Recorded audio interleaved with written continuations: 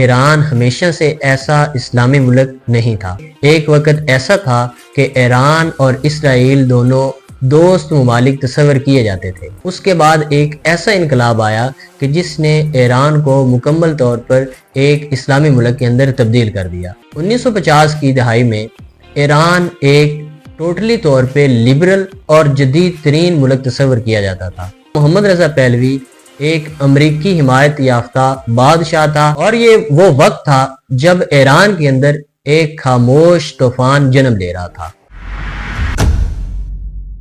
السلام علیکم پیارے دوستو، کیا آپ جانتے ہیں کہ ایران ہمیشہ سے ایسا اسلامی ملک نہیں تھا؟ آج ایران ایک اسلامی ملک ہے جہاں پر اسلام کے قواعد و قوانین نافذ ہیں۔ یہاں پہ حجاب کی پابندی کرائی جاتی ہے اور اس کے علاوہ تمام تر قوانین کو اسلامی شریعت کے مطابق ڈالا گیا ہے۔ لیکن ایران ہمیشہ سے ایسا ملک نہیں تھا، بلکہ ایک وقت ایسا تھا کہ ایران اور اسرائیل دونوں دوست ممالک تصور کیے جاتے تھے۔ یہ بات تاریخ کے اندر پنہاں ہے اور آپ کو تاریخ کے اوراق میں ملے گی کہ ایران اور اسرائیل چند دہائیاں پہلے بہت اچھے دوست سمجھے جاتے تھے۔ ان دونوں ممالک کے آپس میں بہت اچھے ریلیشنز تھے۔ دونوں ممالک آپس میں بہت سے معاہدوں پر دستخط بھی کر چکے تھے۔ لیکن اس کے بعد ایک ایسا انقلاب آیا کہ جس نے ایران کو مکمل طور پر ایک اسلامی ملک کے اندر تبدیل کر دیا۔ آج ایران اور اسرائیل کی کشیدگی کا آپ کو اچھے سے علم ہوگا۔ آپ اکثر خبروں کے اندر یہ سنتے رہتے ہیں کہ ایران اور اسرائیل دونوں ممالک وقتاً فوقتاً ایک دوسرے پر اٹیکس کرتے رہتے ہیں۔ 1950 کی دہائی میں ایران ایک ٹوٹلی طور پہ لبرل اور جدید ترین ملک تصور کیا جاتا تھا۔ ایک ایسا ملک جس پر مغربی تہذیب کا اثر نمایاں تھا۔ مغربی تہذیب تہران کی سڑکوں پہ رقص کرتی ہوئی دکھائی دیتی تھی۔ تہران اور ایران کے باقی شہروں کی یونیورسٹیز کے اندر لڑکے اور لڑکیاں اکٹھی تعلیم حاصل کر رہے تھے۔ مخلوق تعلیمی سسٹم تھا۔ ایران ایک ایسا ملک بن چکا تھا کہ جہاں پر خواتین کو لبرل طریقے سے اپنی زندگی گزارنے کا اختیار دیا گیا۔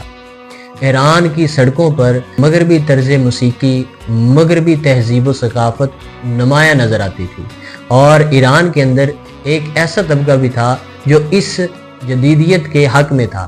ایک ایسا طبقہ جو جسے ایلیٹ کلاس بھی کہتے ہیں، اور اس کے ساتھ ساتھ اس طبقے کو حکومت کی سرپرستی بھی حاصل تھی۔ ایران کے اندر ایک اور بھی مذہبی طبقہ تھا جو کہ اسلام کے رولز اینڈ ریگولیشنز کو ایران کے ملک کے اوپر نافذ کرنا چاہتا تھا۔ اب ایران کی عوام کے اندر ایک ایسی خلیج پیدا ہو گئی تھی جو کہ آنے والے وقت میں ایران کو ایک بہت بڑے انقلاب کی طرف دھکیل رہی تھی۔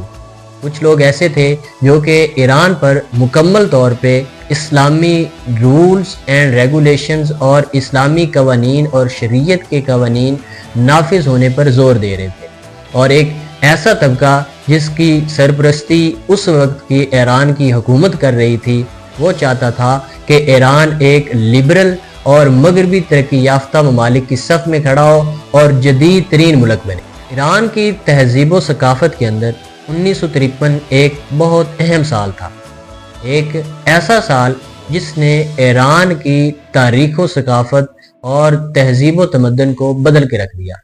1953 کے اندر شاہ محمد رضا پہلوی نے اس وقت کے وزیر اعظم محمد مصدق ملک کا تختہ حکومت الٹ دیا۔ محمد مصدق ملک ایک ایسا ایرانی رہنما اور وزیر اعظم تھا جو کہ اینٹی امریکہ تھا، امریکہ کے وہ سخت خلاف تھا، اور اس نے تیل کی صنعت کو نیشنلائز کیا۔ اسی وجہ سے امریکہ مصدق ملک کو ناپسند کرتے تھے اور انہوں نے اس کا تختہ حکومت الٹنے میں شاہ محمد رضا پہلوی کی حمایت کی، اور شاہ محمد رضا پہلوی نے محمد مصدق ملک کا تختہ حکومت الٹ دیا۔ اس کے بعد شاہ محمد رضا پہلوی کا دور حکومت شروع ہوا۔ شاہ محمد رضا پہلوی ایک امریکی حمایت یافتہ بادشاہ تھا، اور اس نے ایران پر آمریت پسندانہ حکمت عملی اختیار کی۔ اس نے ایران کے اندر جتنے بھی مذہبی رہنما تھے ان کو زد و کوب کرنا شروع کر دیا، اور یہ وہ وقت تھا جب ایران کے اندر ایک خاموش طوفان جنم لے رہا تھا۔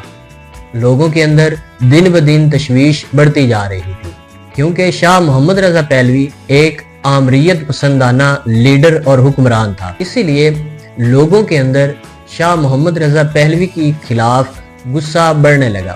لوگ اس آمریت پسندانہ حکمت عملیوں کے خلاف سڑکوں پہ نکل آئے اور احتجاجات کا ایک نیا سلسلہ شروع ہوا۔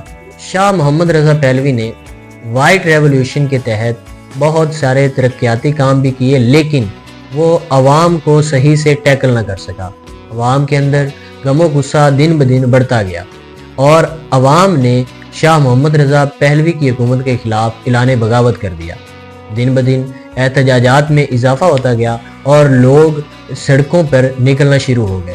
آہستہ آہستہ یہ تعداد خطرناک حد تک بڑھ گئی۔ شاہ محمد رضا پہلوی نے اس بغاوت کو کچلنے کا اعلان کیا۔ آپریشنز میں بہت سے لوگ، بہت سے ایرانی مارے گئے اور بہت سے ایرانی زخمی ہو گئے۔ اس وقت کے عوام آیت اللہ خمینی کے زیر اثر اور اسی کی زیر قیادت تھے۔ آیت اللہ خمینی اس وقت ایک سب سے بڑا اسلامی اسکالر اور ایک لیڈر تھا۔ آیت اللہ خمینی عوام کے اندر ایک نئی روح پھونک رہا تھا تاکہ عوام شاہ محمد رضا پہلوی کی آمریت پسندانہ حکمت عملیوں کے خلاف اٹھے اور اپنے حق کا مطالبہ کرے۔ انہی وجوہات کی بنا پر 1963 کے اندر آیت اللہ خمینی کو ملک بدر کر دیا گیا، لیکن ایرانیوں کے اندر آیت اللہ خمینی کی جلا وطنی کی وجہ سے ان کی مقبولیت اور بڑھ گئی اور ایرانیوں نے ان کی قیادت اور ان کے ویژن کو ہی اپنا ویژن بنا کے اس پہ چلنا شروع کیا اور انقلاب کی جانب اپنے قدم بڑھا دیے۔ ایرانیوں نے آیت اللہ خمینی کے زیر اثر اور زیر قیادت انقلاب کی طرف اپنے سفر کا آغاز کر دیا۔ 1977 اور 78 کے اندر ایرانیوں کے اندر یہ غم و غصہ اور یہ بغاوت اپنے عروج کو پہنچ چکی تھی۔ ایران کے اندر چھوٹے چھوٹے شہروں کے علاوہ تہران کے اندر بھی بہت بڑے لیول تک مظاہرے ہو رہے تھے۔ ان مظاہروں کی قیادت آیت اللہ خمینی جلا وطن ہونے کے باوجود کر رہے تھے۔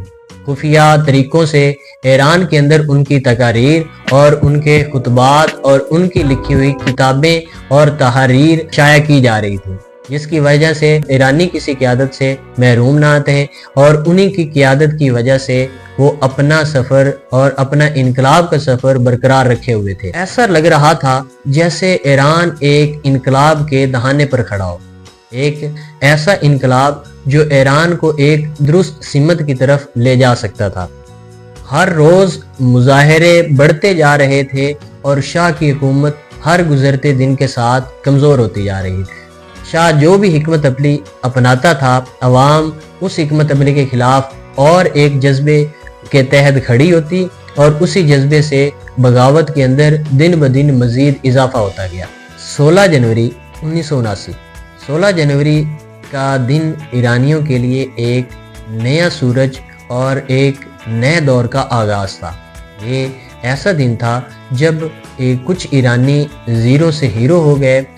16 جنوری 1979 کو شاہ محمد رضا پہلوی ملک چھوڑ کر بھاگ گیا اور ایران کے اندر ایک اور خلا پیدا ہو گیا۔ جب شاہ محمد رضا پہلوی ملک چھوڑ کر بھاگ گیا تو ایرانیوں نے تقریباً اپنا انقلاب کا پہلا مقصد تقریباً حاصل کر لیا تھا، یعنی کہ انقلاب کے رستے کے اندر حائل پہلی رکاوٹ ایرانیوں نے عبور کر لی۔ 1 فروری 1979 کو آیت اللہ خمینی فرانس کے شہر پیرس سے نکلے تو یہ خبر ایران کے اندر پھیل چکی تھی۔ ایرانی اپنے سپریم لیڈر کا استقبال کرنے کے لیے گھروں سے نکل آئے۔ ایئرپورٹ ایرانیوں سے کھچا کھچ بھرا ہوا تھا اور ہر ایک اپنے سپریم لیڈر کو دیکھنے اور اس کا استقبال کرنے کے لیے ایئرپورٹ پر موجود تھے۔ ایرانیوں نے آیت اللہ خمینی کا والہانہ استقبال کیا۔ آیت اللہ خمینی کی واپسی نہ صرف سیاسی انقلاب تھا بلکہ ایران کے اندر معاشرتی انقلاب بھی تھا۔ لوگوں نے تہران کی سڑکوں پر آیت اللہ خمینی کا استقبال کیا اور اس کے بعد ایران نے خود کو اسلامی جمہوریہ ملک کے اندر تبدیل کرنے کا سفر شروع کر دیا۔ اسلامی انقلاب کے بعد ایران نے اپنے آپ کو ایک نئے دور میں داخل ہوتے ہوئے دیکھا۔ مغربی قوانین پر پابندیاں عائد کی گئیں اور ایران کے اندر اسلامی قوانین اپنائے گئے۔ ایران کے قوانین کو اسلامی شریعت کے مطابق ڈالا گیا۔